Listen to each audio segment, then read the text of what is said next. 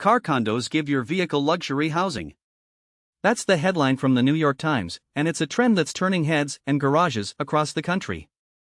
I'm your host, and today we're talking about the growing world of car condominiums, part garage, part clubhouse, and entirely a playground for the ultra-wealthy. The article, written by Jessica Shaw, who notes she drives a 2007 Prius and is probably looking for a parking spot in Brooklyn at this very moment, introduces us to Jack Griffin, an 81-year-old former race car driver who owns a double-size condo in Carrollton, Texas. But he doesn't live there.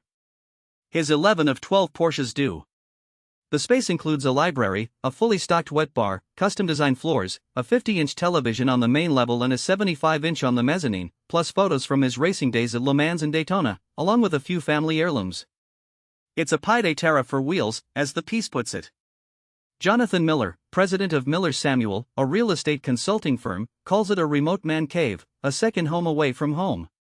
He says it's not just about parking your car and leaving, it's a place to hang out in privacy from your own home. And while car condos are still extremely niche, Miller notes we're in an environment where the ultra-rich are acquiring more physical assets because of the wealth effect. In other words, the ultra-wealthy are making more and spending more. Customization is a big part of the appeal. John Summer of Garza Design in Scottsdale, Arizona, says his clients spend between $400,000 and $1 million to tailor their spaces.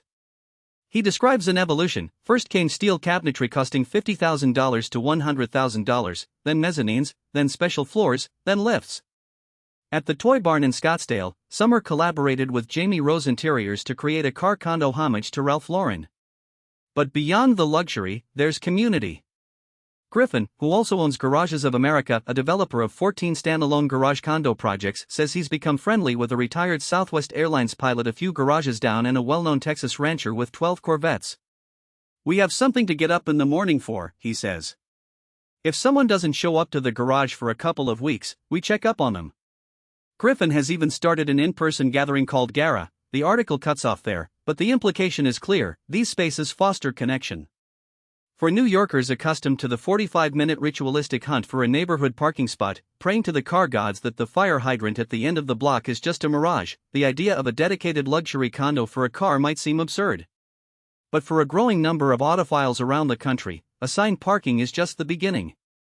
The status spot is now a car condo, a development that's spreading all over the country. That's the story from the New York Times. Thanks for listening. I'll catch you next time.